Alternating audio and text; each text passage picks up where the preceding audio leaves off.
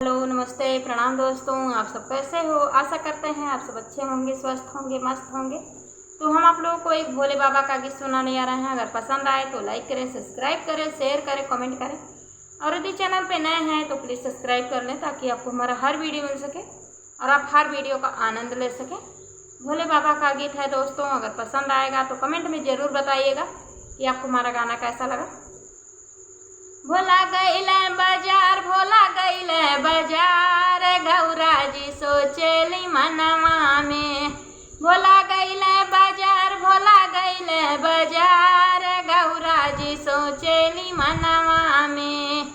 हम तो सोची भोला गेहुआ ले आई हैं, हम तो सोची भोला गेहुआ ले आई हैं, गेहुआ ले आई हैं भोला आटा पिसई हैं, गेहुआ ले आई हैं भोला आटा पिसई हैं। जिया जर गे हमार, जिया जर गे हमार, गौरा जी सोचेली मनवा में। जिया जर गे हमार, जिया जर गे हमार, गौरा जी सोचेली मनवा में। जिया जर गे हमार, जिया जर गे हमार, भंगिया ले आवे गठरिया में। जिया जर गे हमार, जिया जर गे हमार, भंगिया ले आवे गठरिया में।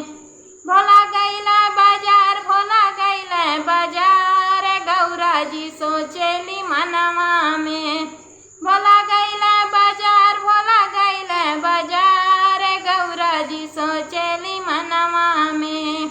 हम तो सोची भोला लडुआ ले आई हैं, हम तो सोची भोला लडुआ ले आई हैं, लडुआ ले आई हैं भोला पेड़ा ले आई हैं, लडुआ ले आई हैं भोला पेड़ा ले आई हैं।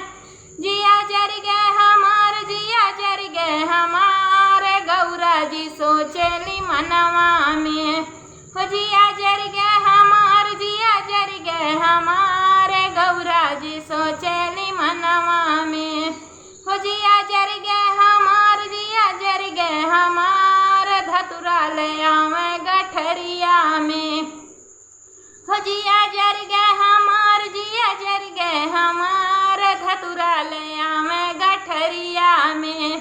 भोला गईले बाजार, भोला गईले बाजार, भंगिया ले आवे गठरिया में। भोला गईले बाजार, भोला गईले बाजार, गौरा जी सोचेली मनवा में। हम तो सोची भोला चुनरी ले आई हैं, हम तो सोची भोला चुनरी ले आई हैं, चुनरी ले आई हैं हो हम पहिनई हैं, चुनरी ले आई हैं हो हम पहिनई हैं। जिया जर गे हमार, जिया जर गे हमार, गौरा जी सोचेली मनवा में। हो जिया जर